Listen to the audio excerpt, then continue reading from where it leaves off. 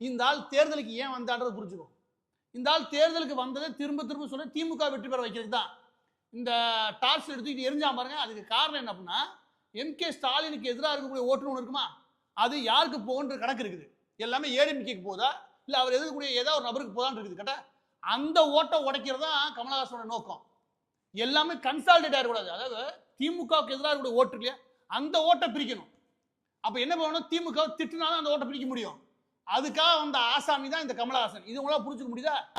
2023-24 என்னுடைய கடைசி நானே ஐடி சப்மிட் பண்ணும்போது என்னுடைய வருமானம் 78 கோடியே 90 லட்சத்தி 86,86,086,000 ஏறக்குறைய 80 கோடி கட்டுறாரு. இது போன வருஷம் என்னோட வருமானம். இதே ஆளு யாரு கமலஹாசன் 2019 தேர்தல் வரும்போது அவர் சொல்ற என்ன பண்ணா, எனக்கு 2006ல 7 கோடி ரூபாய் வருமானம், அதுக்கு முன்னாடி ஒரு 12 கோடி வருமானம், அதுக்கடுத்து 13 கோடி. இந்த ஆளுக்கு 13 கோடி தாண்டினாலே பெருசு. 13 கோடி தாண்டினாலே பெருசுன்ற ஒரு ஆளு திடீர்னு எப்படி போன வருஷம் 78 கோடியை சப்மிட் பண்ண முடியுது? அவருடைய ஒட்டுமொத்த இன்கம் டாக்ஸ் சம்பந்தப்பட்ட எல்லா இடத்தையும் எடுத்தாச்சு.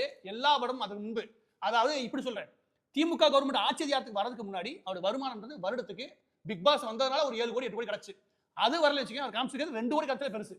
அந்த அளவுக்கு அவரோட வருமானம். ஆனா திடீர்னு 2021 தேர்தலில் திமுக கவர்மெண்ட் வெற்றி பெற்று வந்ததுமே கமலஹாசன் எப்படி வளர்றாரு?